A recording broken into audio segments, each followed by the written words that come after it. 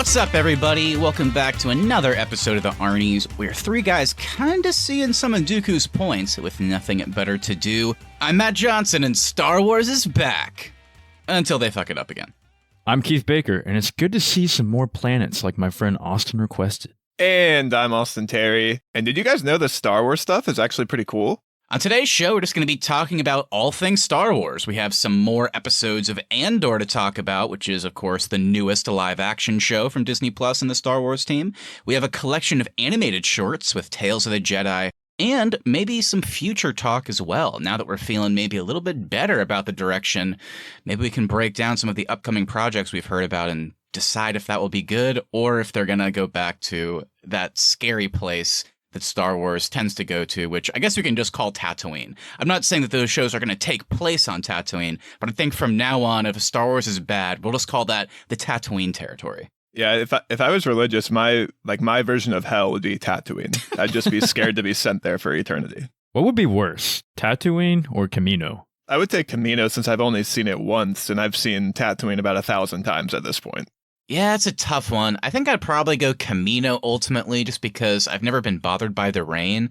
And while seemingly you are, just marooned on this platform, when we did see the interiors, they were pretty nice. As opposed to Tatooine, where it's just going to be scorching heat all day, and it's not like there's really any great place to live there. And the tall giraffe aliens seem like very nice people. Yeah, they seem quite pleasant. Boba? All right, so to get started here, we're going to be continuing our talk on Andor. If you didn't catch it, we actually, a few weeks ago, we reviewed the premiere episodes, which is when, whenever the show first premiered, they dropped the first three at once, so we did a full episode just on those. So we're going to continue our talk there, very excited about that. And this kind of lined up pretty well for us, because Tales of the Jedi just came out, and this was created by Dave Filoni, who we all know, we'll get into that later, but they're animated shorts. They all take place, of course, in the canon of Star Wars, kind of in the Clone Wars animation style. And it just follows Ahsoka Tano and Count Dooku. 6 episodes, but they're basically 15 minutes apiece. So if you watch all 6, you kind of get something movie length, but kind of a different way for them to tell a story. And I think, at least from a thematic standpoint, it kind of lines up nicely to talk about both of these shows in one episode, because to me, at least, it feels like Andor is kind of breaking new ground for Star Wars in terms of how it tells a story and how it handles, morally complex characters, whereas on the other end, Tales of the Jedi kind of follows suit a little bit when it comes to the character stuff, but just in its presentation, it feels so new. Even if I hated Tales of the Jedi, which, well, of course, we'll get into our thoughts, but even if I didn't like it, I would still want them to do more of it, because I like that form of storytelling. I want to, find out about new characters through this, weird, 3-episode, 15-minute apiece type storytelling. It was really cool. So I'm glad we're kind of combining these into one episode, because it just feels like they both encapsulate new good stuff for Star Wars in general. So let's go ahead and just get into it. Austin and Keith, how about you let everyone know where you're at right now with Andor, as well as your non-spoiler thoughts on Tales of the Jedi. Yeah, going into Andor, as we talked about in our premiere episode, I really enjoyed the premiere. And now that we're kind of halfway through this initial first season, I love this thing. I think it's the best thing Star Wars has put out since Rogue One, which is my favorite movie. I think it's really fascinating the way they're telling everyday people's stories in the Star Wars universe. The origins of the rebels that we're getting, I think, is really interesting, but they've really found a cool way to flesh out the Empire and what it looks like what their governmental leaders are struggling with their takeover of the galaxy, and how that influences policy and the way they react to certain things. And they've shown me so much new stuff in the show, and they've answered questions about Star Wars that I didn't even know I had or was interested in.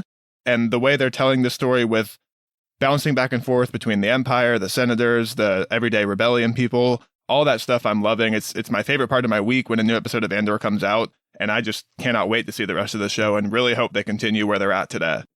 Yeah, for me, we talked about in the first episode, thought it started off a little slow for me, but then things definitely picked up in episode 3 where I was like, okay, this is gonna be really cool.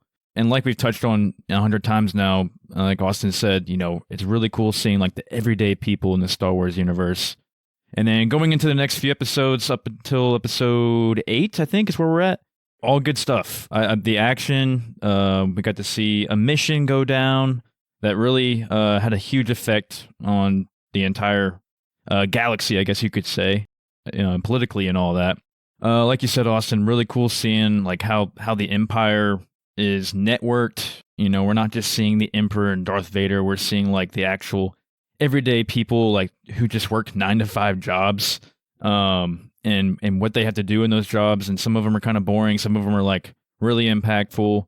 And we're also seeing the Rebel side of things too, and how, you know, it's not the Rebels. It's not just what you see like in the Battlefront games and what you see on Hoth and Empire Strikes Back. There's a lot of politics to that too, and there's a lot of senators you might see, or you know, other people that are working their everyday jobs on different planets that are also kind of, you know, have a little bit of hesitancy towards the Empire, and it's kind of cool to see them flesh out their thoughts, and some of them, you know, have to kind of be careful with what they say and do. And I think they really opened up a whole nother world here in the Star Wars universe. We're seeing a lot more planets. We're seeing a lot more places within the planets, a lot more different characters and people that are not Jedi related, not Emperor related. So overall, really impressed with Andor.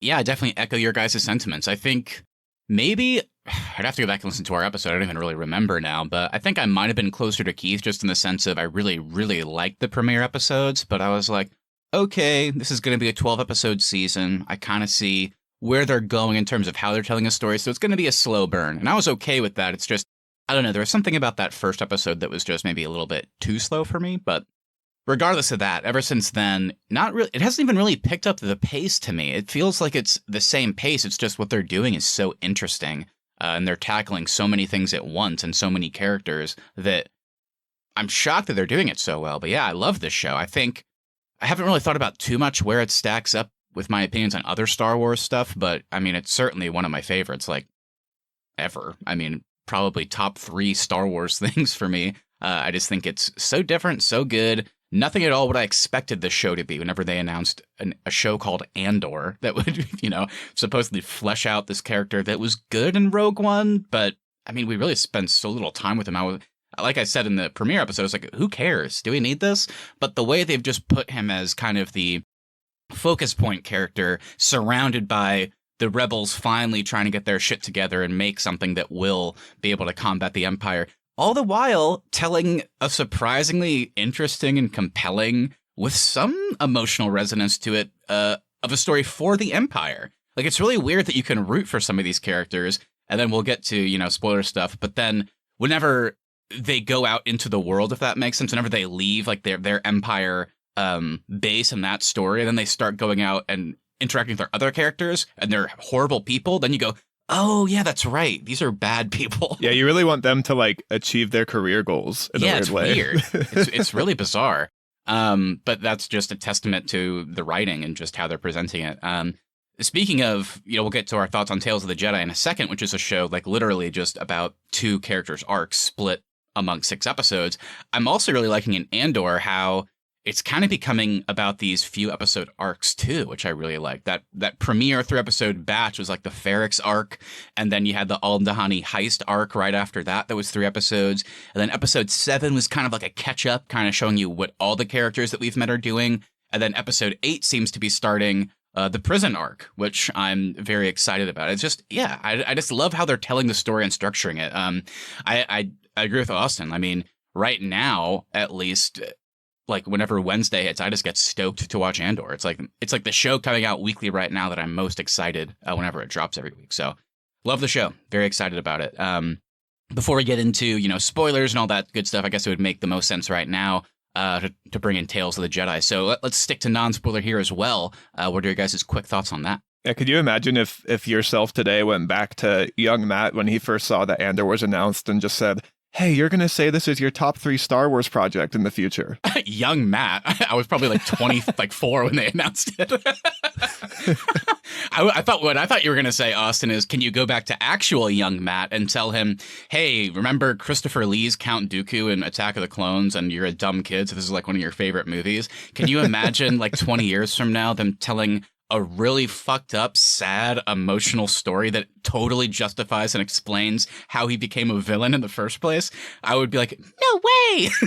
But I mean, that's the thing to write home about with this show. I guess I'll just go ahead and get into my non-spoiler thoughts now since I'm already talking about it. But Ahsoka Tano, I've said it before, I'll say it again. I've not fully dove in to the Clone Wars yet or Rebels, so my history with Ahsoka really just is through, like, I don't know, seeing other Star Wars fans talk about her, so I've become familiar with her through word of mouth, essentially. And then, of course, you get the Rosario Dawson live-action version in The Mandalorian and the Book of Boba Fett.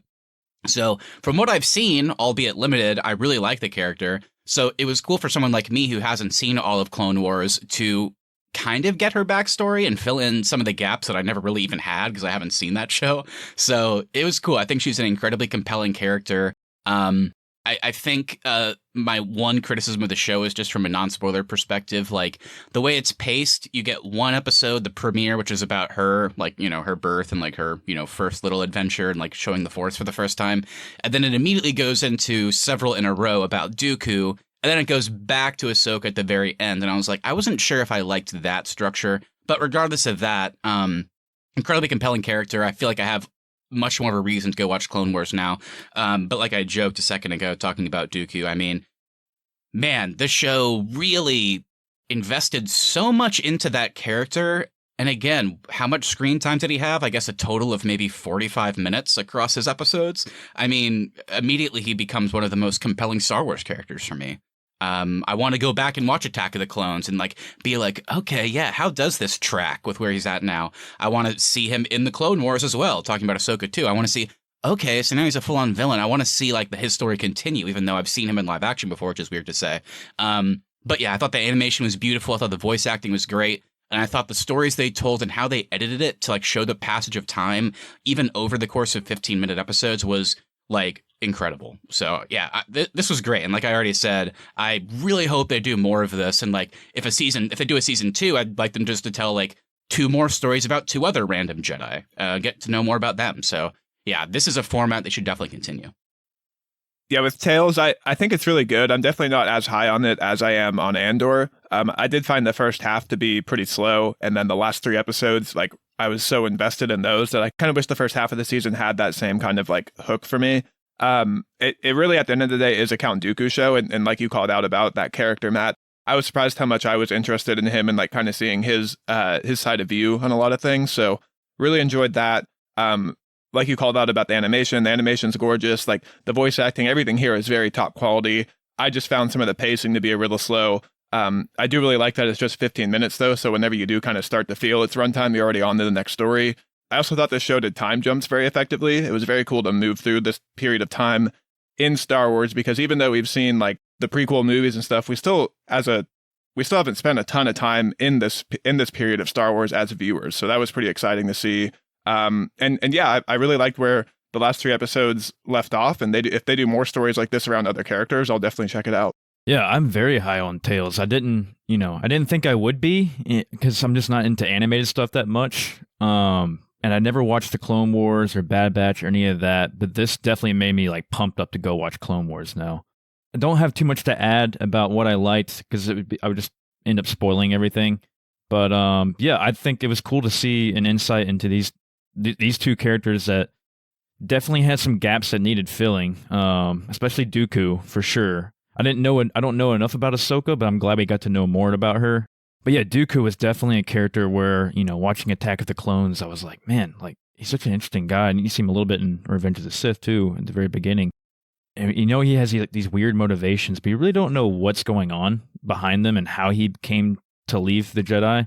So it's cool to see, some of that get fleshed out in this. So I'll stop there. I'm really high on Tales. I just don't want to say any more because I know I'm going to spoil something. So yeah, I think the only thing I'll add about Tales is I hope in the future they do this similar type of story, but about like older Star Wars characters that we've only heard mention in stuff like the prequels. And I kind of like to see like this kind of be like a history show. Like it kind of feels like a Wikipedia article where it just tells you what you need to know about the character, and then you kind of move on to the next thing. For sure. Yeah, that'd be cool if they even like pulled it back further, like you said. Because it was nice to have that, that theme of Dooku and Ahsoka are both people that, went into the Jedi Order with like bright eyes and bushy tails. They were excited about it, but then they ultimately both became disillusioned with the Jedi and chose on their own volition to leave. Ahsoka, still being a good person, and Count Dooku being a villain. So I liked how there was connective tissue like that. So it'd be cool if they could, like, I don't know, tell a story about like the backstory of Emperor Palpatine in this style, and maybe like killing Darth Plagueis, and maybe picking another Jedi or somebody to try and like find some common ground with. They could also do like in that same season. Like that would be kind of cool. So I don't know. Yeah, definitely want more. And I'm closer with you, Keith. Like I really love this. I thought it was great. Well, it kind of seems like we're teetering on spoilers for both these shows. So, Matt, do you think we should just jump into our spoiler section? Yeah, we'll go ahead and do it. So just to let everybody know, we're going to go ahead and just start with Andor first. So we're going to do full spoilers on that. And then once we get done with that, we'll go into Tales right after. So, but yes, regardless, for the rest of the episode, everything we're going to be talking about for either show will be spoiler filled. So go ahead and check out Andor, get up to date on that. If you haven't, like seriously, if you're somebody like me that wasn't excited for Andor and like there's been so many like bad Star Wars projects in the lead up, like Andor is the one. I know you're getting disillusioned, but trust me, go watch this one. It'll get you back in. And then go check out Tales as well. Super quick and enjoyable watch. And we're going to talk full spoilers on that as well. So let's go ahead and get into it.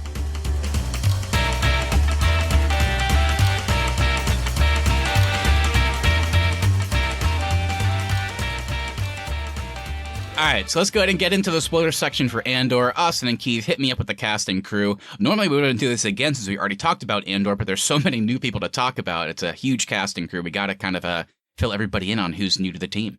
All right, so Andor is created and written by Tony Gilroy, who's most well known for writing the Bourne films. You also may know him from Michael Clayton in Rogue One. He's also the uncredited director of Rogue One's reshoots. For the directors, these episodes, the Aldhani heist was directed by Susanna White and written by Dan Gilroy, and then the following episodes were handled by Benjamin Caron and Toby Haynes. Our score for the show is composed by Nicholas Brittle, and of course, based on characters in Star Wars by George Lucas. And going into our cast, we have Diego Luna returning as Cassian Andor, Genevieve O'Reilly returning as Mon Mothma, Kyle Solar as Cyril Karn, Denise Gao as Dej Ramiro, Adria Adorna as Bix, Faye Marce as Vel, Verada Sethu as Cinta, Alex Lothar as Nemik, Eben Moss Backrack as Skeen, David Chapman as the voice of B2MO, and we got Fiona Shaw as Marva Andor, Andy Serkis as Kino, Forrest Whitaker returning as Saul Guerrera, and Stellan Skarsgård as Luthen Rael. All right, guys, there's our cast and crew. Any positives, any negatives? What do we got? Yeah, my highlight, I'm pretty sure I gave the same highlight to our first episode that we did on Andor, but my highlight's Tony Gilroy. What this guy is doing with Star Wars and the way he's telling the story is so interesting and fascinating to me. I hope they just give this guy the keys to the kingdom and let him be in charge of Star Wars for a long time to come. I'll do a quick shout out to Genevieve O'Reilly as Mon Mothma. I think her acting is spectacular in this show. I didn't know I was gonna, really like this character, care about this character. But now I do a lot, and I think she's probably going to be one of the more important characters of this show. So good on Genevieve. Absolutely, she's so good, and she's another one of those characters. Like we first met her in the original trilogy, and I know she's an iconic character, but I personally never really cared about her other than I thought it was cool that she was so high up in the Rebel Alliance. But now I actually care about her because we're finding out actually literally anything about her, her personality and all that, and like getting her personal life and her struggles. I mean, yeah, she's so good. For me, I don't remember who I picked last time around. I definitely echo Austin's sentiments. Anybody behind the camera on this show, whether you're like the writer, the director, the creator, anything, like you're killing it. You're doing incredible. I guess a specific one would be Dan Gilroy, Tony's brother. I thought the writing specifically on the Aldhani heist arc was like pitch perfect. And then on the cast side, he's one of my favorite actors working right now.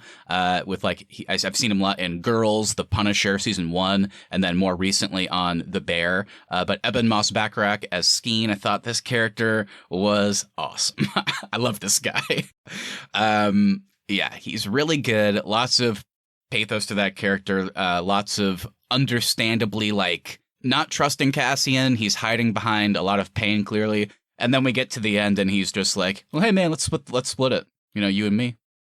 And he's a rebel, so it's just his character was perfect to showcase that the Rebel Alliance is not. When he lied too, which was fascinating. Right. He lied about his origin. That's right. Yeah, to gain sympathy, basically. But yeah, his character to me just encapsulates like where the Rebel Alliance is at in Andor at that time. It is not fully formed because he has a line about like, "No, I am a rebel, but I only look out for me." Like the Rebel Alliance is full of people like him that like, yes, they want to fight the Empire, but they're only out for themselves. And like the Rebel Alliance cannot be something to stand against the Empire until the right people that actually, are willing to like help others in that way. So it's interesting to see like kind of these early days of the Rebel Alliance, and I thought he was great in the role and kind of perfectly written to fit that bill. Yeah, I think you'll appreciate this, Matt, but I was finishing up The Bear right when episode 4 of Andor came out, and whenever Cassian Andor is walking up to the camp and Skeen comes out, I was like, is that fucking cousin? Like coming out of the tent? It's like, Jesus, I did not expect this Chicago cook to be in this show. Yeah, he was great.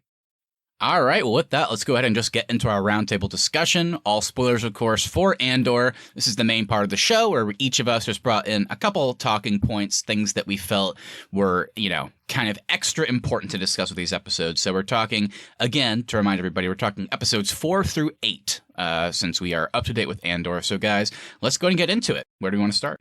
All right, guys. I think we should go ahead and start with going into episode 4. So I know Matt and I were a little low on episodes 1 and maybe 2. Thinking they were starting off a little bit slow. In episode 3, things definitely picked up. Now we're in episode 4. Things have definitely picked up. They're leading up to the Aldhani mission. So what do you guys think of all this? Like him camping out with the gang and then how the mission went down and all that? For me, I would actually argue I don't think the pacing of the show has changed, but I think the stakes have definitely increased as the show has gone on. And the speed and pacing of this show is a highlight for me. I think, Matt, whenever we talked about Barbarian a few months ago, you pointed out like how confident that story is presented to us. And I kind of have the same feeling with Andor. Like this story is just, they're not breaking away from anything. They're sticking with their slow pacing, their slow burn, but they're so confident in the execution and the way they're telling us the story that it just feels also important. And my favorite thing about them kind of staking out for the Aldhani heist is just, there's this like sense of the train is on the rails now and we can't stop. Like they're already in motion here. They're camped out. They have no way to get out of this plan, so they have to move forward with it. And I love just like the constant presence of the Empire here with like the TIE fighters always flying over and stuff like that. Like they always feel so outmatched throughout these like 3-episode arc. And I was really enjoying that. Yeah, and I think looking back now in the first 3 episodes, they really were just a primer for what the rest of the show is going to be. They really were just setup. I think I even said this on our first episode about it, but it felt like those 3 episodes worked to like A, introduce you to the style of Rogue One again, B, they had to reintroduce us to Cassian, and then C, they had to actually start telling the story of the show and kind of kick it off. That's what the ending of episode 3 meant to me. So it was so crazy that 4 starts with, okay, Luthen and Cassian just left Barracks. Now Luthen is leaving Cassian here.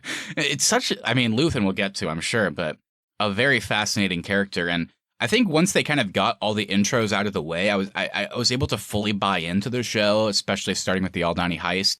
It was just crazy to see Cassian dropped into this environment. And it's like, all right, I'll pay you to help them with this heist. And it's like, even Cassian's like, well, why the fuck would these people work with? What are we doing? Like, this isn't going to work. And it's just like, it'll work. And then you find out Luthen will basically just do anything to ensure this mission is a success because he believes that these types of, like, guerrilla tactics are necessary to get the rebels, I guess, to find success against the Empire. Well, and they just need cash. They need to be able to fund their network. Yeah.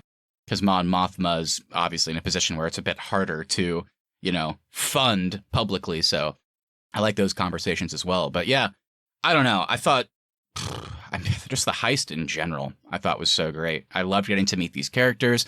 I already mentioned, Skeen, of course, but all of these characters like at this camp as part of this, faction, so to speak, of the rebels. I thought they were all so interesting and they felt so different from any Star Wars character that we've met before. It probably goes back to your original point, Austin, about why you like the show. Is like, yes, they are part of the rebels and that's a big thing in Star Wars, but more importantly, they just feel like normal people that chose to be here. And of course, we'll get to like the Skeen betrayal, but it's nice that there's agency with these characters. It's nice to know like they chose to be here and like they actually believe in the cause. So I don't know. I thought that's not really something we see a lot in Star Wars. Like they kind of just tell us, oh, here's somebody, they're part of the rebels. And it's like, okay, I guess they're a good person. But I like that there was more complexity here. That's my other favorite part about this show is they're really willing to spend time in the gray area of these characters, where I feel like in the past with Star Wars, it's kind of always black and white. Like this person's a Jedi, this person's a Sith, Jedi good, Sith bad, and then we just move on. Like there's never any room for people to kind of maneuver in that gray area. And that's my favorite part about about originally Rogue One and now this show is all these characters kind of exist in the gray. Like Cassian's here to help out, but he's also kind of out to just get rich, kind of like Skeen was. He has a little bit more moral ground where he won't just totally backstab people, but he's still, at the end of the day, is just there for money. He hasn't bought into the cause yet. And then even with people on the Empire side of things, like, not everybody in the show that works for the Empire or is aligned with the Empire is inherently bad. Some of them are just on this side because they're trying to watch out for their planets and their cities, and they don't want their stuff to get overrun, and it's just easier to align with the Empire at this stage. So I really like that we're willing to spend time in the gray in this show. Yeah, for sure. It's like in the regular movies, trilogy movies, they're always just jumping from like one thing to another. Like, we're on the Millennium Falcon now. Now we're on Tatooine. Now we're at Coruscant walking through the halls. You never actually see them doing like any normal human stuff. Yeah. Like these guys, you're watching them like at camp. Like you're watching them eat and drink and just talk like and normal shave. people. Yeah, shave. Like you never see Obi-Wan eat. Sit down and eat. You never see Luke Skywalker, like, shave, Austin. But Keith, as you love to remind us of, Keith, though, we do see Luke Skywalker drink that green milk. Oh, that's true. That is a normal human. That's why he's my hero.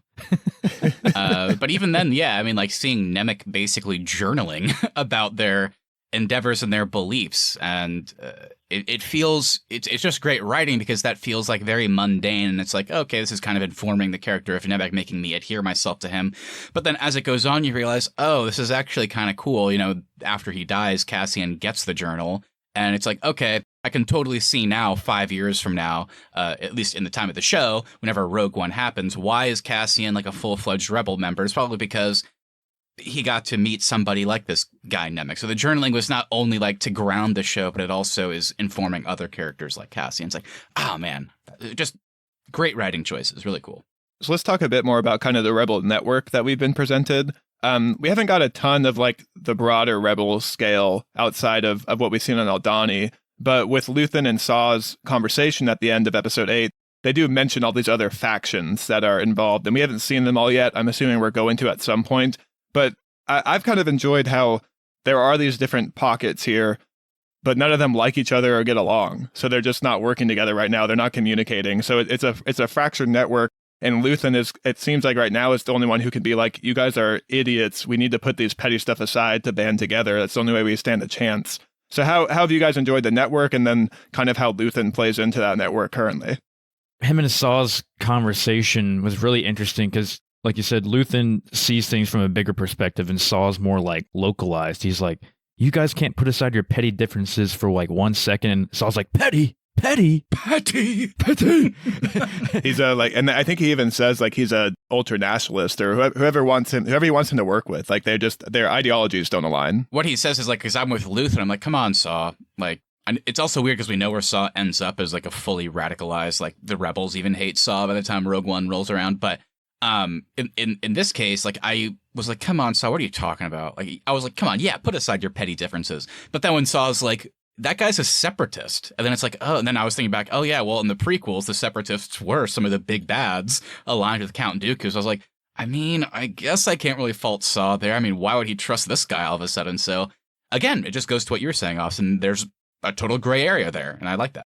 And it just feels we're going to probably sound like a broken record, but that just feels normal. Like even in our world, people who may have common interests still can't work together because there's petty things that get in the way, or there's different ideologies that get in the way. So it kind of feels like watching politics. Like there's big political parties, but then even within those political parties, there's other factions and other ideologies, and they don't even always get along. So it's been so like real and lived in to see it in Star Wars. And what's the big complaint about the prequels, at least like from younger people? I know I've said this a lot. It's like, oh God, it's like so political. Like I understand the original trilogy had the politics in it and it was made from that background, but the prequels, God, they just went too much into it. And I think this show is just an example of, if you have good writing, then I'm down for politics in Star Wars. So George Lucas maybe just wasn't the right guy to write the prequel specifically. But yeah, I mean, I'm loving the politics here. Way more interesting. Yeah, the prequels, no, for George Lucas. But then if you look at the original trilogy, like the Empire, when at the time he's writing this, like the Empire is the Nazi regime. So like seeing those influences there are really cool. But when we get beyond that broader premise and try to go deeper in the prequels, George Lucas is not the guy there. And I don't think it's too much in your face with this at all, politics-wise. I mean, it's part of the Star Wars story, because you always know that politics is what stemmed the whole rivalry anyway between Palpatine and everybody else, but you never really know why. And you're always just kind of like, oh, He wants things different. He wants order and peace in the galaxy, but he's going to do that by killing a lot of people and making planets suffer. I actually really hope we get a Tales of the Jedi on Palpatine. That would be cool. I mean, Keith, that's another great thing about the show. What you just said, talking about Palpatine and the Sith, is literally Luthen in this show. Yeah. Achieving this peace, like, through order. And, like, he's said it several times now, including to Mon Mothma, but he's totally fine with several, people dying and suffering in order to get to the greener pastures after that. So yeah, it's like, okay, that's a different character than I've seen in Star Wars before, at least for one that's supposedly on the good side, at least. Very interesting. Yeah, because the payroll that they stole is going to affect a lot of good people, too, that are working for the Empire. There's a lot of innocent people working for the Empire. And we see that in the prison, too. Yeah. All of those guys are like, we had our sentences doubled because of these actions. So I like that we're also seeing that the Rebel Network it's not a positive thing for a lot of people in the galaxy at this time. Yeah, there's positive and negatives, because like you said, the people in the prison had their sentences doubled because of the Aldhani heist. So it's like, oh, fuck. Cassian's like, oh, my bad.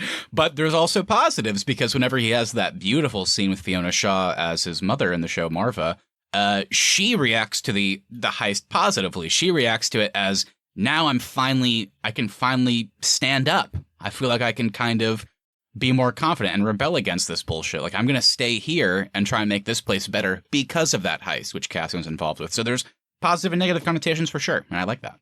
And can we talk about just how visually cool that heist was with the eye in the sky, but then also just seeing like the coin banks that they're loading onto the ship, and it was awesome. That's some of the coolest shit I've seen in Star Wars in a long time. I have not felt tension and suspense like I did watching maybe episode 6, I guess. The one that was the actual heist. I was uncomfortable for like the hour watching it. I was like, it was just so hard to watch.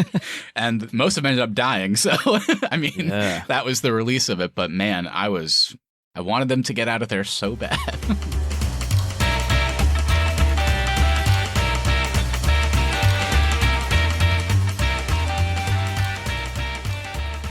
So you guys want to talk about the Empire a bit more? Because that's the part of this show that I just think is so fascinating. I've always thought the Empire is like, their stuff looks really cool, but like the actual motivations, I'm like, they're just a bad faction. But actually getting to learn more about where they're at currently, where all their advisors are at, and like the goals they're trying to achieve, the way they're like making policy and how the rebels' actions are influencing their policies and stuff like that has just been so cool to see in this universe. Just like the meetings alone with Dedra and her coworkers and everybody else, it's kind of comical. And you're like rooting for Dedra in those meetings, which is really fascinating with the writing. And even the way Cyril has started to fit back into the story has been really cool, because I'm like rooting for him and Dedra to team up, even though I know that's going to be bad for Cassian and everybody else. I know. Yeah, and he's like a terrible person. Like, I hate this guy. But somehow, I don't know, like, they set him up to be such a bad guy in those first 3 episodes. But then episode 4, he immediately is like forced to live at home with his annoying mom. And immediately you're like, I get it. So they kind of like somehow adhered us to like him again, like just by doing that. Like, very weird. I've never seen a character in Star Wars eat cereal, by the way. Never thought I would see that. And we get more milk, and it's blue milk. We get more this milk, time. baby. More milk. And then we get that weird champagne with the worm in it too. Ew, I did not like that. That bothered me. Yeah, on the Cyril side of things, it was interesting to see. I mean, his story doesn't advance too much, obviously, in these latest episodes. He's now working again for the Empire, the ISB, I guess, but in a non-hands-on role. But like you said, Austin, like, whenever he meets up with Dedra, it's like, I sense a team-up coming. And you kind of want the truth to get out there, and you understand his frustration, but you also don't want him to get back out there because that's bad for Cassian. And probably the best example of what I was referring to earlier is like, I was totally rooting for Dedra the entire time. I was like, yeah, I think she should be in a higher position. And I always forgot that we're talking about the Empire. I was like, oh wait, maybe that's bad. But then when it comes to her finally in a hands-on role on Ferrix, her first thing she does is she tortures this guy. And it's like, oh, I regret rooting for you. So, I mean, that's what they're doing. It's like, yeah, I can root for her to get like the respect she deserves. But then, once they remind you, but wait, this is the Empire. And then like she immediately gets to Ferrix and tortures the shop owner that Bix works with. And it's like, Jesus. I'm glad you pointed that out, because the way some of these Empire characters are in this show, like rooting for Deidre and stuff, I was worried, oh no, am I going to like start to care about the Empire a little bit in this show? But then the second we see them interact with everyday people, they're still cruel. So the show's doing a really good job of getting you invested, but then also not towing away from the fact that the Empire is this oppressive, all-consuming regime that's active right now. I guess something that will be interesting is, will any of these characters defect to the rebels? Because we've seen a lot of that happen. We've seen, of course, Finn was a former stormtrooper. We know Bill Burr's character in Mando is a former stormtrooper, or just like a former Empire person. Yeah. There's somebody else. There's and then even on the heist team, we had people that were either currently working for the Empire or had previously worked for the Empire. So, oh yeah, the captain. Yeah. I wonder if we'll see Bill Burr pop up in this show, like maybe as active for the Empire. Oh yeah, in this timeline, Oh, he probably would active for still the be. Empire. Yeah. Yeah, and in his timeline that we see him in Mando, that's after Return This would of be Jedi, like 10 so years earlier, I guess. 10 to around 15 there. years. Yeah. So possible. I am thinking there's a chance, just with how much screen time she's gotten, that we see Deidre defect by the end. Yeah, we're either going to see her turn or we're going to hate her by the end. We're going to want her dead. She just seems so willing to go against like the status quo of how the politics are playing within her little regime that it seems like she is open to questioning things. And also, we're talking a lot about the real world parallels that you see with a grounded show like this. I mean, you can get stuff like people just that struggle to get a promotion, for example. Like, we're seeing that in the context of somebody working for the Empire.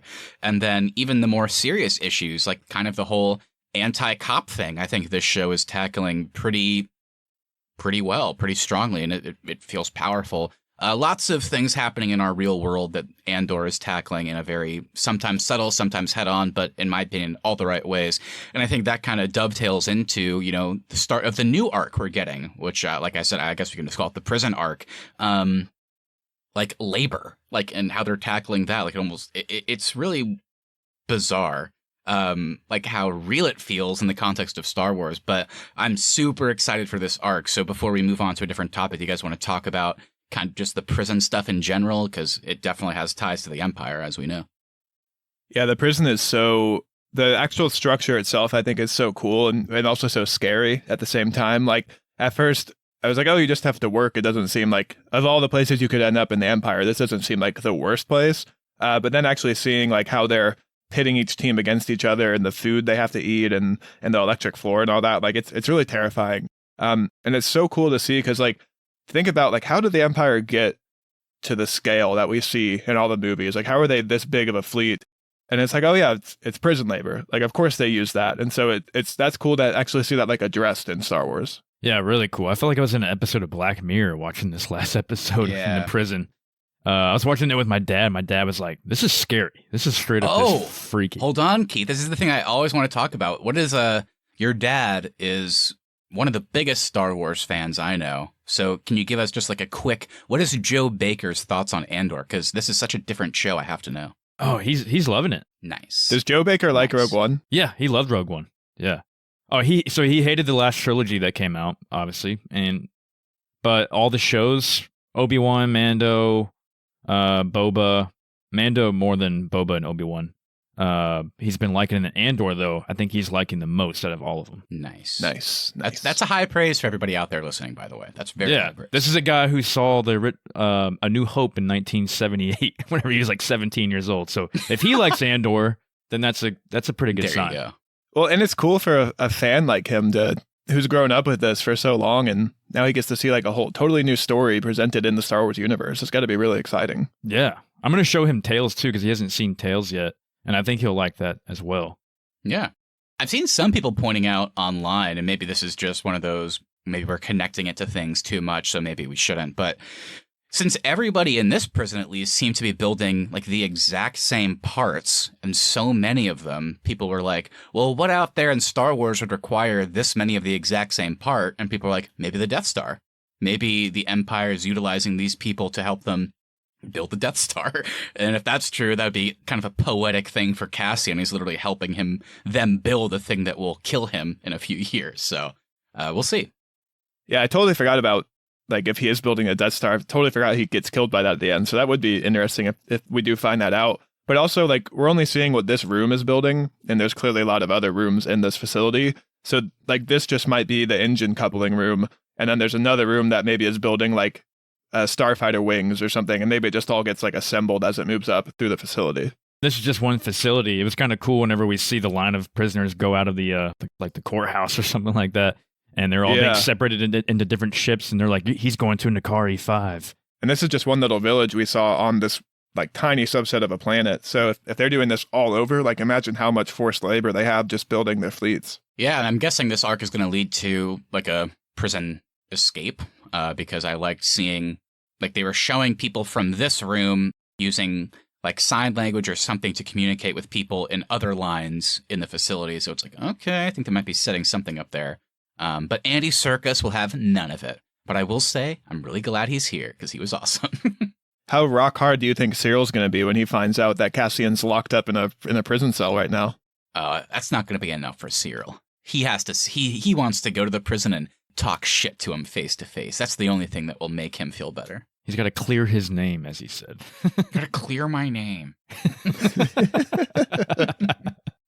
But yeah, speaking of like what's to come before we move on to Tales here, what are you guys hoping for? We only have, I guess now, I'm sorry, I have to do math in my head. We only have 4 episodes left. We know, I guess maybe 2 of those episodes will be in the prison, and then maybe they'll do like a 2-ish like finale feeling thing. And then we have season 2 coming, and that will be it. And season 2 will lead into Rogue One. So what are you guys just in general hoping for the rest of the season and Andor in general? What do you want to see?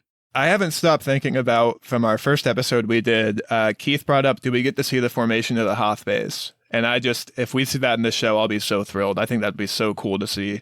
But just in general, I'm really excited to see how Cassian gets like bought into the rebel cause and becomes the character that we see in Rogue One. That's the arc I'm most interested in seeing. And then I just am so fascinated by the Empire side of this story that I hope we just get more and more of that, and just seeing both these networks build up at the same time, I think is my favorite like dueling storyline in this show. Yeah, man, there's a lot I would like to see. I'm with you, Austin, for sure. It'd be cool to see some bases, start coming up like Hoth or the big one on Yavin. I don't know about you guys, and I won't be upset if it doesn't happen, but if it does happen, I would be like, holy shit. Do you think we might get an appearance from Palpatine in this at all? I have to imagine. I mean, they talk about him so much, and he is like the figurehead of the Senate. I mean, I feel like it would be totally reasonable to have like a scene that's actually in the Senate. We've seen Mon Mothma in like that classic look of the prequel era Senate, where like those like pods that just surround the entire room with like that middle one where the Emperor stands. I wouldn't be surprised if we see him. I mean, clearly Ian McDiarmid is like fully bought in. I mean, we'll talk about Tales in a second, but he voiced the Emperor in that, so yeah. Seems like he'd be totally down to come back and, play him in live action too, since he did that in Rise of Skywalker. So I think we will. I think the show in general wants to stay away from those big cameos, but that one I think would just make sense for the story. So do you think if we do see like maybe the first like big initial battle or some sort of base getting assaulted, like do you think there's any chance we see Vader or the Inquisitors like on the battlefield and just see like how terrifying that is to these characters? I don't know. I guess it would make sense if they did like a full-on battle like that. You think you would have them involved in some capacity. I just feel like somebody that high up in the Empire like would want to see this like for themselves. Like, what does this rebellion look like? Like, how can I go squash this immediately? Like, I think it would make a lot of sense if like the only time we saw a Sith in this show would be like on the battlefield. Yeah, I think that's possible. I wouldn't be surprised if that happened. I think you can go ahead and write it in at some point. I think by the end of the season, we'll see Jimmy Smits as Bail Organa. Because he was in Rogue One, and he and Mon Mothma had a lot of conversations, so we have to see how he comes into the fold, especially since we know that he's always been bought into the Rebel cause ever since, like, Attack of the Clones and Revenge of the Sith. So what is going to be the thing that pushes him to do that? I think the Obi-Wan Kenobi show did a lot of that heavy lifting, and that took place 5 years before this, so you could easily bring him in and kind of tie him into that cause as well, help him get involved, and he has a lot of money, so maybe that is a way that they address the Mon Mothma, like, this is hard to fund thing, so maybe you get somebody else like him involved. So I bet we'll see him too. The only other thing before we move on that I'm excited about is I was pretty hyped when, I guess, episode 7 ended and you had the K2SO style droid come in and arrest Cassian. And so obviously, naturally, he's going to be very scared and put off by that style of droid. So I think that they've said that Alan Tudyk isn't coming in until season 2 as K2SO, but I'm very excited to see how they become friends in the first place, because it's going to be an awkward introduction, because Cassian's not going to like that style of droid that looks exactly like K2SO. So I'm excited for that friendship. And Cassian better go back for B2EMO or he's just a bad parent. Yeah. And we'll see, because they're setting up Marva. I think she's going to die soon. Yeah. She's sick all of a sudden because she's going out and, like, rallying the rebel cause on Ferrix. So she's getting sick because of it. So I think she's not long for this world, unfortunately. I don't know where K2SO type robots are at this point. If there are any in the prison, do you think K2SO could be a player in him escaping the prison? They're going to need something. Maybe he can carry him across that electric floor like a little baby. Ooh, little baby. All right. Well, there you go. I'm excited about Andor. I'm sure we're going to do an episode or like a bonus or something in a few weeks whenever it ends to talk about like our final thoughts in those final episodes and our like full-on predictions for season 2. But before we get to that, before we move on to Tales, I guess I should say, any just final things? Are we good to go? Star Wars is good now.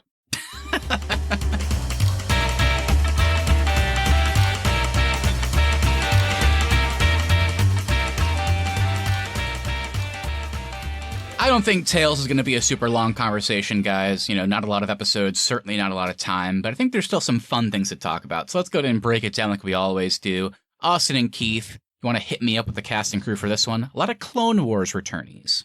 Yeah, so Tales of the Jedi is created and written by Dave Filoni, who is the Star Wars czar of animation. He's behind the Clone Wars, Rebels, parts of The Mandalorian, Boba Fett, and a lot more. He wrote 5 episodes, and Charles and Ellen Murray wrote episode 4, concluding Dooku's arc. And then episodes of this show are directed by Nathaniel Villanova, Charles Murray, and Saul Rids. Our score for the show is composed by Kevin Keener, who did all of the Clone Wars and Rebels projects, along with John Williams' original themes. And as always, based on characters in Star Wars created by George Lucas. All right, and going into our cast, we have Ashley Eckstein as Ahsoka Tano, Corey Burton as Count Dooku, Janina Gavankar as Pav T, T.C. Carson as Mace Windu, Liam Neeson as Qui-Gon Jinn, Neeson's son, Mikael Richardson, is voicing young Qui-Gon Jinn, Matt Lanter as Anakin Skywalker, James Arnold Taylor as Obi-Wan Kenobi, Phil Lamar as Bail Organa, D. Bradley Baker as Captain Rex and the clones, Clancy Brown, Mr. Krabs, as the Inquisitor, and we got Bryce Dallas Howard as Yaddle, and Ian McDermott is voicing Darth Sidious. All right, guys, there's our cast and crew. Any positives, any negatives? What do we got? Yeah, mine is Corey Burton as Count Dooku. Thought the performance was great. The voice, just for whatever reason, reminds me of Alan Rickman as Severus Snape. So that was fun. I get a Snape vibe from this character in the show. Yeah, thought he was fantastic, and the voice acting is top notch. Yeah, I'll shout out that too. I think he's probably the best, one of the cooler voices on this one. It's hard to shout out for animated. I think everybody's voices was pretty good. But I'll just go ahead and shout out. It was cool to see Liam Neeson voice Qui-Gon Jinn again. That was really badass that he came back. And same with Ian McDermott as Darth Sidious. Yeah, I just thought, even though that scene between Qui-Gon and Count Dooku was kind of mundane, it was just Dooku basically asking about Maul, of course, the scene that we saw in episode 1. But it was just cool to see Qui-Gon and Count Dooku have a scene together, because they never did, and then in live action, like, Count Dooku just probes Obi-Wan about Qui-Gon in episode 2. So it was nice to see something there. Matt, did you enjoy seeing Kratos himself be Mace Windu? I did like that. I thought that was another great voice. I'm kind of with Keith. I think everybody's voice is great, and I'm excited to watch Clone Wars, like I said at the beginning, because I can see more of these voice actors doing their thing. I thought they were all awesome. Ashley Eckstein, from everything I've seen, I always like her as Ahsoka, but the one that surprised me, that I have to call it out, I thought Bryce Dallas Howard killed it as Yaddle. Great performance. She was great. Yaddle is an iconic character because she is, of course, the same species as Yoda. She had no lines in Phantom Menace, but you can see her just sitting in the background of a lot of the shots in the council. And then everybody was like, of course, like, wait, there's another Yoda? But then you never see her again. She is never in any of the other movies or shows. So I like that this show kind of addressed that weirdness. So that was super fun. And Bryce Dallas Howard did great. But my main shout out, actually, and again, another fucking reason I got to go watch Clone Wars and Rebels, Kevin Kiner's score was on crack. It was like, especially with Yaddle raising up that door. Oh man, it was so good. So I'm excited to hear the music and his other projects because, just great. So since we haven't talked about Tales before, let's get into the critical reception real quick. Tales of the Jedi only has 13 critic reviews so far since it is new, but despite that, it currently holds an approval rating of 100%.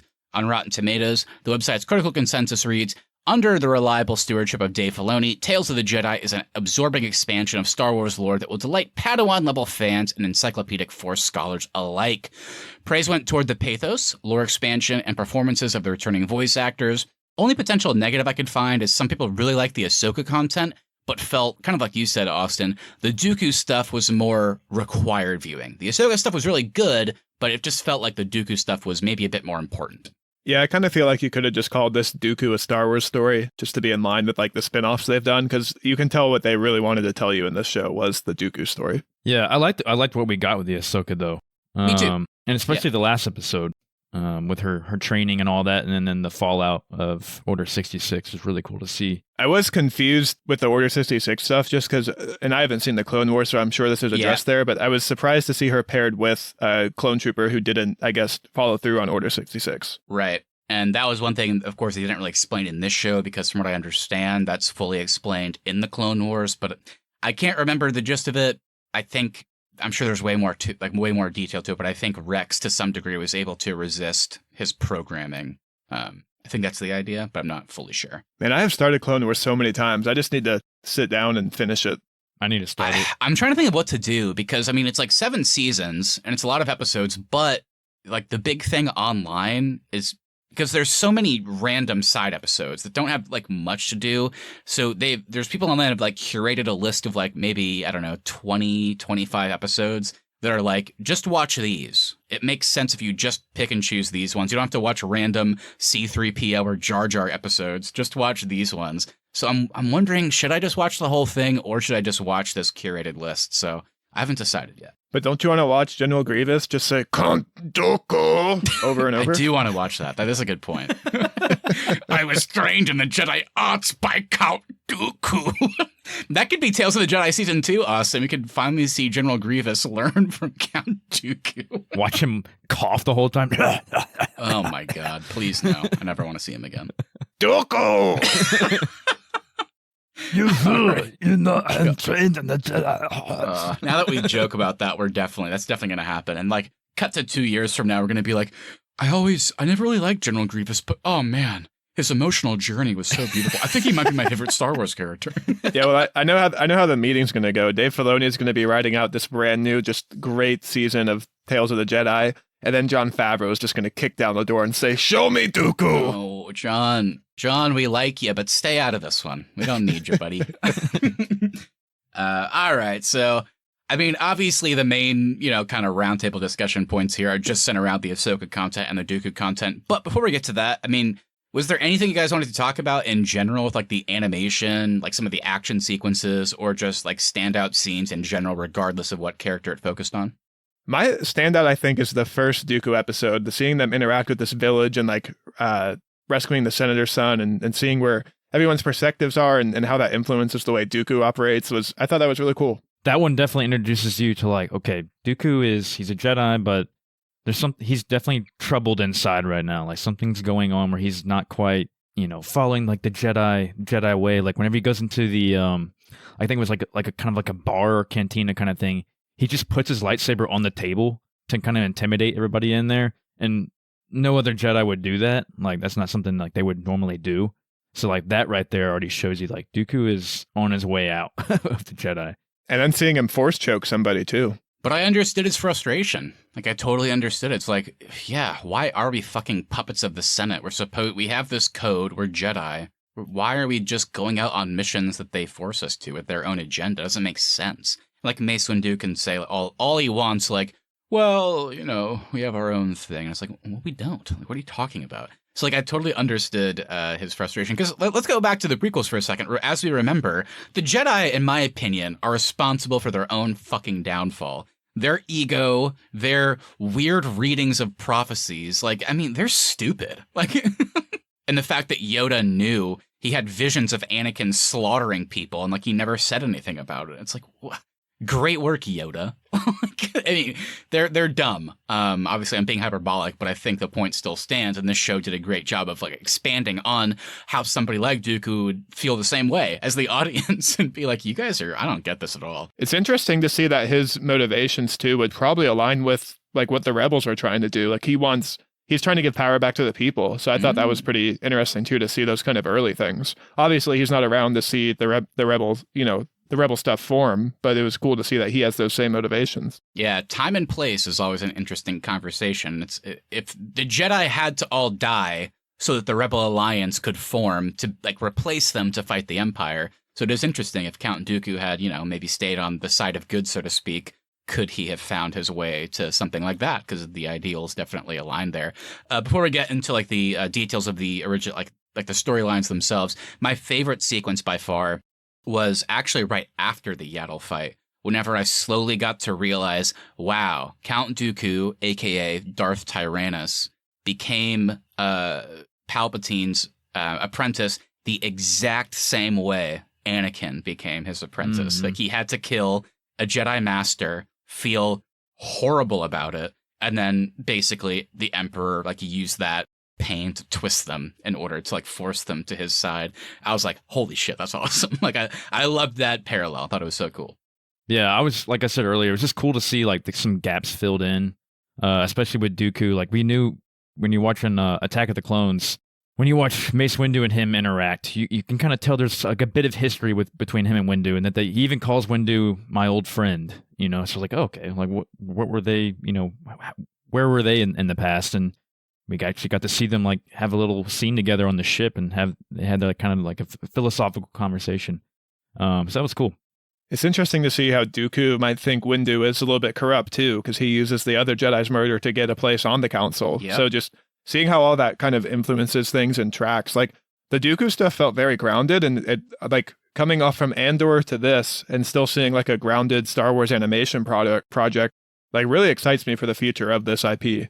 Me too. It was also fantastic because if I recall, maybe I'm just like Mandela affecting here and projecting it on like my past experiences with the prequels, but the way Dooku talks about Qui-Gon in episode 2, that scene always felt a little bit goofy, but it's great here because you see 100% why Qui-Gon was respected in The Phantom Menace, but he was also acknowledged to be a rebel amongst the Jedi. And watching this show, you completely kind of get it. It's like because his master was Count Dooku, so those ideals kind of transferred onto him.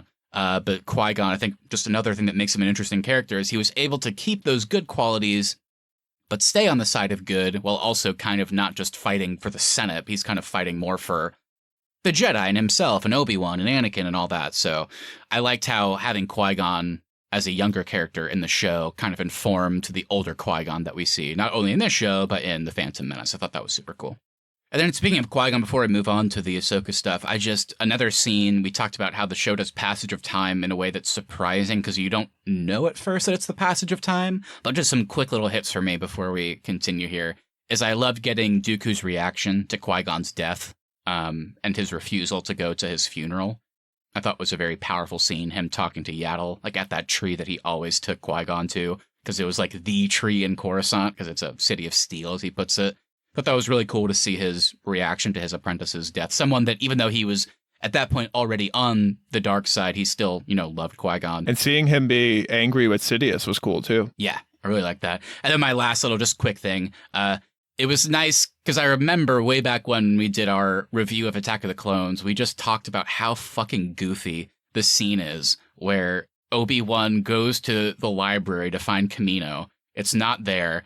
And then he goes to Yoda and is like, where is it? And then one of the dumb kids is like, I think you should go there anyway. And then Yoda's like, wow, the mind of children's so good. It's like, okay, great advice. I didn't know where it was, and you told me to go there anyway. It's like an extended 20-minute scene that didn't need to exist. But in this show, it was really cool to start the episode with the passage of time and Dooku just deleting Kamino from the archives. I thought that was super fun reference, and really cool. And how they don't forget how they laughed at Obi-Wan too, and Yoda was like, Yeah. he lost a star system? How embarrassing. How embarrassing. Yeah, Yoda deserved to like go into exile, honestly. All right, we talked a lot about the Dooku stuff. Like we said at the top here, I like that they chose Dooku and Ahsoka as the two leads of this. Hopefully first season, because like I said, I want to see more. But I like getting to see two Jedis, former Jedis, get disillusioned in different ways and then leave the Jedi Order. So let's go ahead and bring into Ahsoka to the conversation. Obviously, that first episode was just about her as an infant and showing the Force for the first time. And then after the Dooku arc, we get those returning stuff, which, I guess showed her and Anakin's relationship, how she survived Order 66 through that like drill training, and then, of course, the post Order 66 stuff. So what do you guys want to talk about with Ahsoka here? I think my thing with Ahsoka, and this might be my biggest criticism of the show, is it's really cool to get more time with this character, especially as someone who hasn't watched the Clone Wars yet. And I'm sure anybody listening that has watched the Clone Wars wants to like snap their headphones by now and just tell us to go sit down and watch the Clone Wars. Yeah. But this show just didn't really tell me anything that I didn't already know about Ahsoka. So like it's cool to get more time with her, but I didn't learn anything new from this side of the story. I think the only thing that's interesting is that about her character that we already knew is the fact that she was Anakin's only Padawan, as far as we know. So it's kind of cool to see him actually training her. And training her in a way that would theoretically allow her to survive Order 66, too. Like having her train fighting off clone troopers. Going back to the theme we've been talking about, how there's like a lot of little all the little rebellious things in Dooku, Qui-Gon Jinn, and then Anakin, of course, how some of those rebellious things actually turn out to be good things for some of these people. And especially Ahsoka after Order 66. I didn't even think about that, Keith. Wow, I didn't even think about the lineage here. Like Count Dooku is the earliest version as like a rebel, if you want to call him that. That passes down to Qui-Gon. Even though Anakin knew Qui-Gon as a kid, you can still imagine that even though Obi-Wan was training him, some of the Qui-Gon stuff would pass down to Anakin, and then he would pass that down to Ahsoka. Yeah, pretty cool. But I think really the more impactful episode was the last one, seeing her train with Anakin and seeing her defeat one of the Inquisitors was really cool too. My favorite thing about the Ahsoka story is just watching Anakin unknowingly give her the skills that's going to later allow her to survive the things that him and Palpatine put in motion. And from the clips I've seen from the Clone Wars, I love Anakin and Ahsoka's relationship. It feels very different from most Jedi Knights and their Padawans. So just getting a little bit of more of that here was really great. Yeah, I don't know. I guess I'm with you, Keith. I thought the last episode was a bit more, it just feels like there's more to talk about there, I guess. I'm a big fan of the game, Jedi Fallen Order. So there's kind of similarities there with like how people have to, the Jedis that survived Order 66 have to like live in a way that they can't reveal themselves. We saw Obi-Wan do some of that in his show. So that was really cool, but she didn't even try and hide it. Whenever somebody was in danger, she had to save them, and that feels very in line with Ahsoka. But yeah, I really liked that last episode and kind of showing how she eventually got back into the fight, so to speak, thanks to, Bail Organa kind of looking out for her in a way and wanting to, stay in touch with her. I thought that was really cool. And that last Inquisitor fight was awesome. I liked that there wasn't much to it. I like that she didn't just randomly pull out two lightsabers from her pouch or something. She just force dodged him a couple times, grabbed his lightsaber, and just fucking cut his head off. Yeah, that was cool. Who do you guys think got the better minimum wage job? Obi-Wan in the meat market or Ahsoka baling hay? Ahsoka I don't know. for sure. Again, Ahsoka for sure. I mean, the weather. And there's nice places to live there. Tatooine just sucks. There's nothing good about it. All right. Well, there's our thoughts. Full spoilers, of course, on Andor and Tales of the Jedi. Cannot wait for more from both of these. But before we fully close out here, we just wanted to run through some of the future projects that we know are coming. So, Austin, I guess I'll leave this up to you. What do you want to talk about here? Yeah, I don't know if we need to talk about any specific project, but I guess the thing I want to talk about the most is it was announced this week that there is, in addition to a Taika Waititi Star Wars movie, there's also a Damon Lindelof Star Wars movie coming, and Damon Lindelof, of course, wrote the Watchmen show, Lost. He's a great writer, so having him involved with Star Wars, I think, is really cool. But the biggest piece of that news that stood out to me is Star Wars is no longer writing their movies to be trilogies. They're just trying to write standalone stories, which is a new path for Star Wars to go. So that's exciting to me, not trying to tell an entire trilogy, but just tell good stories. And I wanted to know kind of what you guys thought about that plan. I like that a lot. I guess we'll see how much they really dive into that. It seems like Damon Lindelof would write these Star Wars movies, or at least this first movie, and then he recruited one of the directors from Miss Marvel, a show that I really loved, to be the director potentially. So And right, also, this is the one that they've said would take place after Rise of Skywalker, correct? Yeah, it would take place after. It would not be like another Skywalker story, but apparently there is room for some stuff we know to have some threads here in Damon Lindelof's movie. Okay. I'd be down with that. I mean, like you said, Austin, I love Lost, of course, and Watchmen, but The Leftovers that he did on HBO is probably one of Also my a favorite great show shows in recent memory. So him being involved is really cool. I think they've said that this one seems to be like the next one up. I think Taika's taking a little bit longer to figure out what his would be. So sounds like by December 2025, we would see this movie. So we'll see. I'm excited about it. Do you think we'll hear the Pixies' Where Is My Mind in his Star Wars movie? You have to hope. You have to hope. But yeah, just speaking in general about like the trilogy idea, I like that. I think the standalone stuff at this point, after all the Skywalker stuff, that's what I would like to see. So I think they've talked about Kevin Feige and Michael Waldron working on something potentially. Taika, like you said. Ryan Johnson, I think, has talked about doing one that took place in the Knights of the Old Republic era. So very far away from anything we've seen. So yeah, just these standalone things kind of filling out the world and the history seems really cool to me. Something I would definitely like to see. Yeah, this might be sad news for you, Matt. Apparently there is still room to work on the Ryan Johnson project, but at the moment it's canceled. Okay, that's fine. I do want to see a project in the Old Republic, though. Like thousands of years before the prequels, like whenever the Jedi and the Sith were. It wasn't like the rule of two back then, you know, it was like kind of different. It was more like a full-on war between them. I think that would be a fun story to tell at some point. That'd be awesome. I also, just to go into the Taika movie, Taika is just such like a fun director. I'm just so fascinated to see what his Star Wars project could be, because I think it will be a very fun movie. I'm with you guys. I don't want another trilogy. I think I'm good with the 3 trilogies we got. There's enough timeline there to fill in so many stories that we've already gotten with these 3 or 4 shows, the 2 movies, Rogue One and Solo. Yeah, I'm cool if they want to put some movies, or if they want to base some movies after these 3 trilogies, you know, after Rise of Skywalker. That's fine.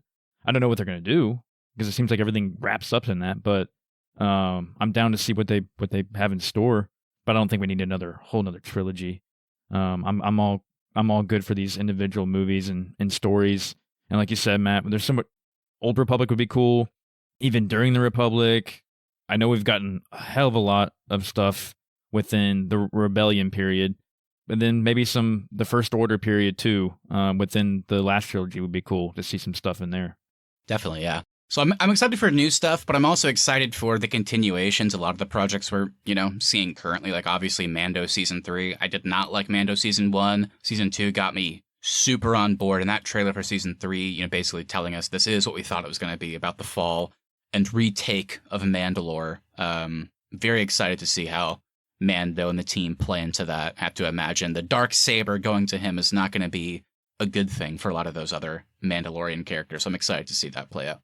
And I really loved what we got from the Mando story in the Book of Boba Fett, too. Just seeing, obviously, it undoes a lot of stuff from Season 2 of Mando, but seeing how that's going to track into Season 3, I'm so excited for.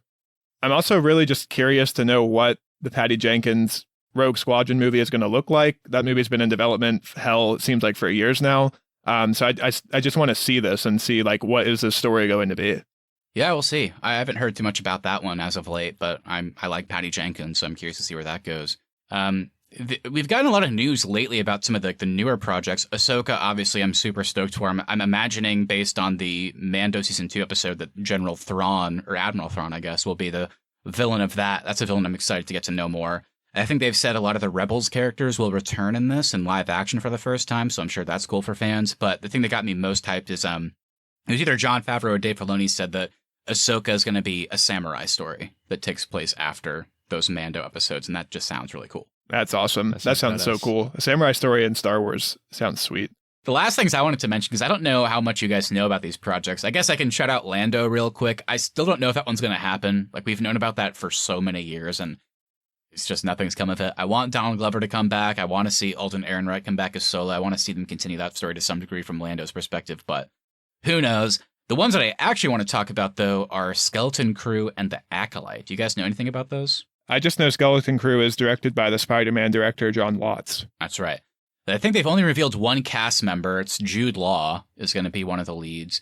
But apparently most of the show is being described as a coming-of-age story that takes place after Return of the Jedi. I got the impression that it's about a lot of like displaced children in the galaxy, maybe trying to find their way home. And maybe Jude Law is either the villain or he's the one trying to help them. So we don't know much about it, but seems like a cool enough idea. I like the idea of a coming-of-age story in Star Wars. But the Acolyte, this one I was not really excited for when they first announced it because we knew so little. But just with the basic kind of premise, the time frame, and the cast, I'm really excited. So this one takes place during the High Republic era, meaning it takes place 100 years before The Phantom Menace. And they're calling this one a mystery thriller. And it stars Amanda Stenberg, Manny Jacinto, and the one I'm excited about. The idea this guy's coming to Star Wars is super exciting. It's Lee Jung-jae, the lead from Squid Game. So you have to imagine the Sith is going to play a pretty huge role in this show. And if it's 100 years before, maybe towards the end you get somebody like Darth Plagueis as a young person coming into it. But either way, kind of like a Sith-focused show could be pretty interesting. I want to know more about that time and like when the Sith were at their height and why in the Clone Wars era, like all the Jedi are so scared of the fact that a new Sith could be here. So to get more of that context without having to like read the Star Wars books and canon and all that sounds really cool. All right, guys. Well, if we don't have anything else, the future seems bright for Star Wars. I'm hopeful. Things are at their peak right now. So please, Star Wars, don't let us go downhill again because I'm liking where you're at. But if you guys have nothing else, should we get into awards? Let's do it. All right. So the Arnies Podcast Awards is where we close out our show just by taking anything from the episode, anything that we're talking about, and we give it an award. Can be positive, can be negative. It can be anything in between. So Austin, so Keith, what do you think deserves an award today?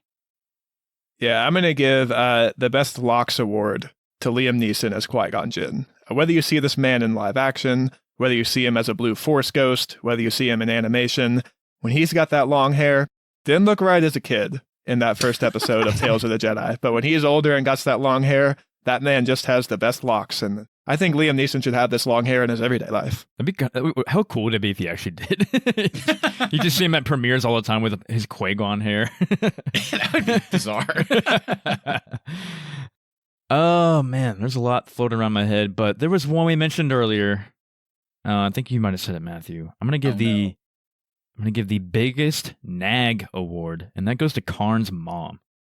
God, this lady's annoying. When he's sitting there at the table drinking his blue Fix milk. your collar. Fix your collar. Yeah, it's just what you have to do. It's your uncle will help you. He'll get you a job. Another thing, we're getting nepotism in Star Wars. How crazy is that? Your uncle will get you a good job. You'll be fine. But Mom, I have to clear my name. All right, Keith, I have to dovetail you here because my award is not the exact same, but it does take place in the same scene. I mentioned it earlier, and it's just so obvious to me. I have to give the Cuckoo for Cocoa Puffs award to Cyril Karn for being the first person I can imagine to eat cereal in Star Wars. And not only does he eat cereal, but he does that whole like pouty kid thing where he like pours it, like throws the milk in real fast and just starts eating it with a grimace because he's like annoyed at his mom. So, what an incredible moment. Who do you think like the cereal sponsor is in Star Wars? Like who's on the cereal box? Oh, it's definitely Dex. Dex from Attack of the Clones. I didn't even think about that. Dex's maybe Diner. the cereal came from his diner on Coruscant. That's a good point. Wow. Dex's Diner Bites. Ooh, Dex's Diner Bites. That's fun. I also feel like Count Dooku's sounds like it could be a cereal. Yeah, but don't we have a Count like cereal today? We have Count like Chocula. Yeah, Count Chocula. Maybe there's Count Dukula, which sounds like it'd be a dump in a bowl. But something to think about, I guess, Star Wars people. Wow. I think Count Dooku should maybe work with Dex on creating a new line of cereal. Do you guys think there's any milk in the Star Wars universe that's white at all? It feels like their milk is Unfortunately, all no. blue and green. They're going to have like an orange milk later on. That's all I can find. They ran out of white milk in the Old Republic days. Beautiful. All right. Well, speaking of that, let's go ahead and close out here. Thank you, everybody, so much for listening. If you enjoyed this episode, make sure you hit that follow button so you never miss our upcoming content. Clone Wars Crunchies. Another great cereal. Ooh, Clone Wars Crunchies. I like that. Also, if you wouldn't mind sharing this with a friend, we really would appreciate that to continue to grow our show. Please leave us reviews as well. Even if you want to write anything, leaving us a 5-star review over on Apple Podcasts, Spotify, or you ever get your podcasts really does help us out.